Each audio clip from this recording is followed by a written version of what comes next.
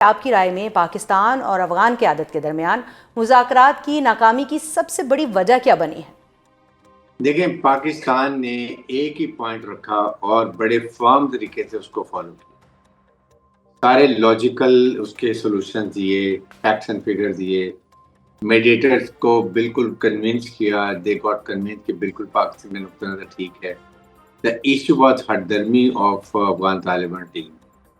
ना वो इंटरेस्टेड थे, ना वो तैयारी करके आए थे और ना वो रिटर्न साइन करना चाहते थे। ठीक है। और सेकंड ये कि वो ऐसी बातें करते थे कि जी ये तो पाकिस्तान नहीं है, हमारे पास आके रिफ्यूजी बैठे हुए हैं, इस तरह की बात करना। और वो बहाने बांध क्योंकि वी नो कि किस तरीके से इनका गठजोड़ आइडियोलॉजी एक है, उसमें लगे हुए थे। पाकिस्तान ने हमेशा अपना नुक्ता बताया बहुत अच्छे तरीके से और मेडिएट वर कन्फर्म्ड कि पाकिस्तान का नुक्ता ठीक है। इसलिए तुर्की की अभी टीम दोबारा पाकिस्तान आ भी रही है। ठीक है। सेकंड, पाकिस्तान ने हर दफ़ा हाई मॉरल ग्राउंड पे बात की और पॉइंट ऑफ स्ट्रेंथ से बात की।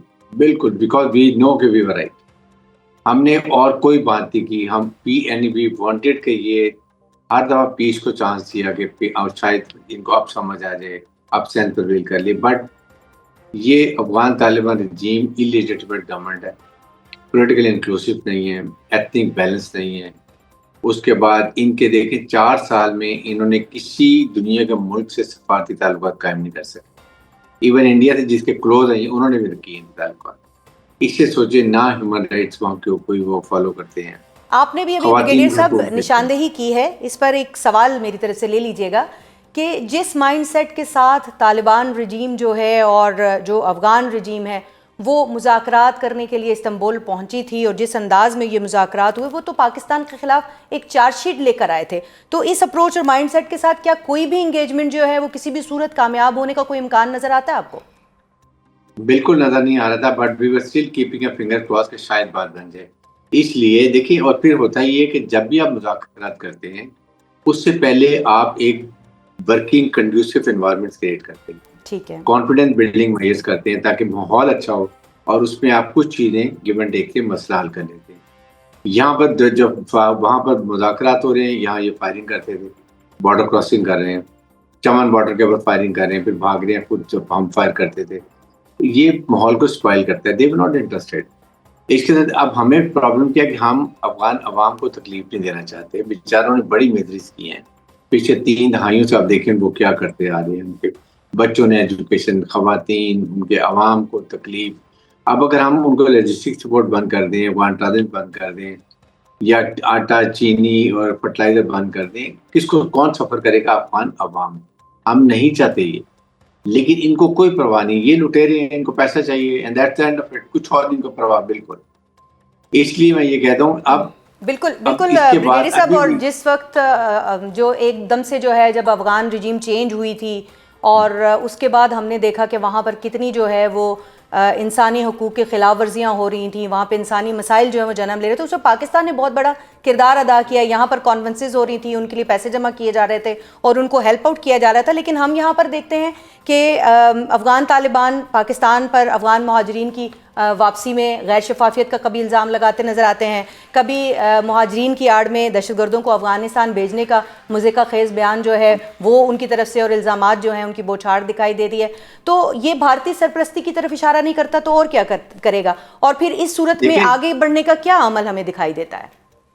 देखिए, अब यही है ना कि आप एक हमारे हमसाया हैं, जी। पाकिस्तान से आपके बॉर्डर मिलते हैं, परमानेंट बॉर्डर है, चेंज होने वाला नहीं है।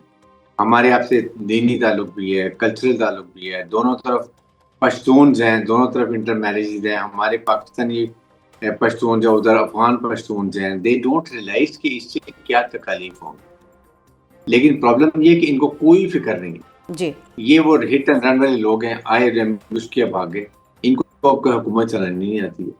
अब इसके बाद हमने अभी भी पूरा चांस है कि पीस को चांस दें हम, लेकिन what all we can do.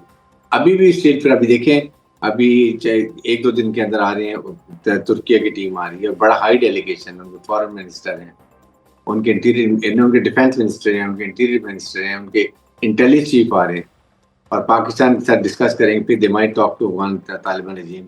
Iran ने पेशकश कर दी है फॉर्मल ब्रिगेडियर साहब, पाकिस्तान तो पहले भी ईरान की भी सुन रहा था, तुर्की की भी सुन रहा था, और भी जो ममालिक सालसी के लिए किरदार अदा कर रहे थे, चाहे कतर हो, उन सब की सुन रहा था। लेकिन ये ममालिक हमसे बात करेंगे, इनके वफूद यहाँ आएंगे, हमसे बात कर लेंगे, उसके बाद अफगानिस्तान जो है वो रिलायबल नहीं है। वो बात पे अगर आ भी जाता है, सुन भी लेता है, अगर वो एग्री भी कर लेता है, तो फिर उसकी रिलायबिलिटी जो है उसके ऊपर यकीन नहीं किया जा सकता। तो इस सूरत में क्या हमारे सालिस जो हैं वो इस सारे मामलात को समझते हैं इस अंदाज में? देखिए, वो समझते हैं तभी वो तुर्की की टीम आई है जी। कतर की टीम समझ रही थी। अभी भी जब ये आए यहाँ पर ज़ाहिर करके देन ये माइट को अगेन एक कोई सेशन चले। पाकिस्तान ने तो अभी भी कहा जब तक सीज़फायर टेम्परेरी मेंटेन है we will not react, we want कि किसी तरीके से हो जाए, बिकॉज हमारे इंटरेस्ट में है। India will be most happy अगर पाकिस्तान और अफगानिस्तान में लड़ाई होती है।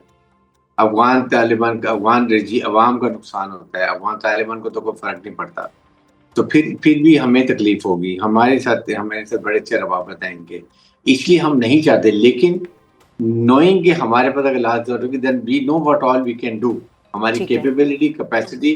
बट इसके अलावा भी हम कहेंगे चाइना ईरान अगर बैठ के भी सालिश का किरदार करते हैं जैसा ईरान ने कहा, तो उसके लिए भी हम तैयार हैं। वी वांट कि लास्ट तक हमें कोई ये ना कहे कि पाकिस्तान ने कोशिश नहीं की, क्योंकि India is a spoiler. India is the one जिसका एक खेल ही यही है कि वो लड़ाइयाँ कराए, प्रॉक्सीज को इस्तेमाल करे, इधर हिंदुस्तान इधर खारिज उनको लेके चले। तो इसलिए मैं ये बात करता हूँ कि ये अफगान अवाम तालिबान को समझ होना चाहिए आपका खैर ख्वाह कौन है। क्या हिंदू हो सकता है जो मुसलमानों का वहाँ पर जो जुल्म बर्बाद कर रहा है, कश्मीरियों के साथ कर रहा है, हमारे साथ दुश्मनी कर रहा है? आप कहते हैं मैं हम इस्लाम के ठेकेदार हैं, तो फिर आप कौन सी इस्लाम की बात करते हैं?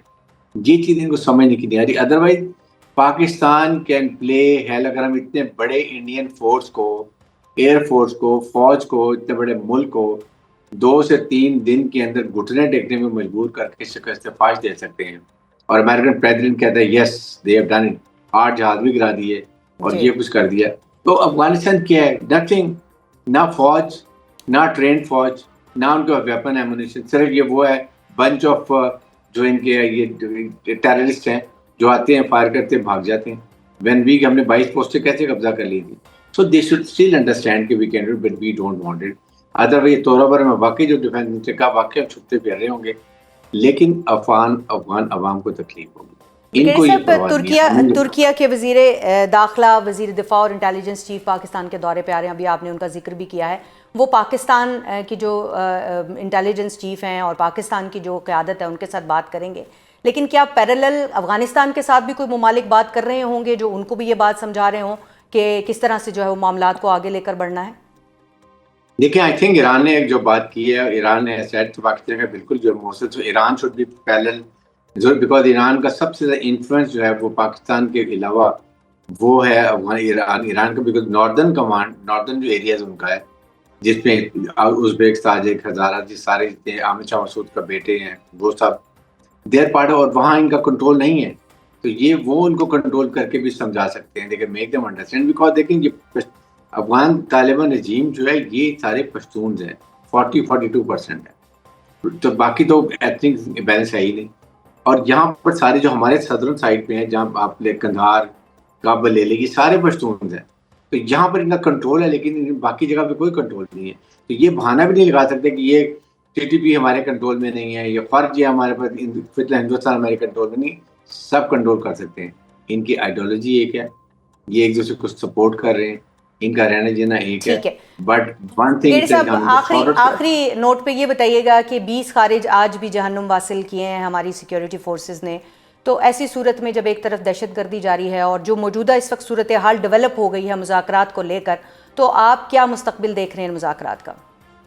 देखें, अगर तो जिस तरीके से बातचीत हो रही है, पाकिस्तान बहुत तहम्मुल का मुजाहिरा रखता है। अगर टर्किश टीम आई है, उसके बाद ईरान ट्राई करता है, वी विल स्टिल वेट। लेकिन अगर जहां से क्रॉस बॉर्डर टेररिज्म होगी, we will go for it. हम अब अगर क्रॉस बॉर्डर को वायलेशन होती है, we will not wait it. हम उधर अपना ऑपरेशन रखेंगे, अगर मुज़ाकरात करने करते रहें, जब जहां कामयाब होंगे will stop it. So this is what is the policy, hard state, new normal. This is a Pakistan established here and we will ensure it is maintained properly.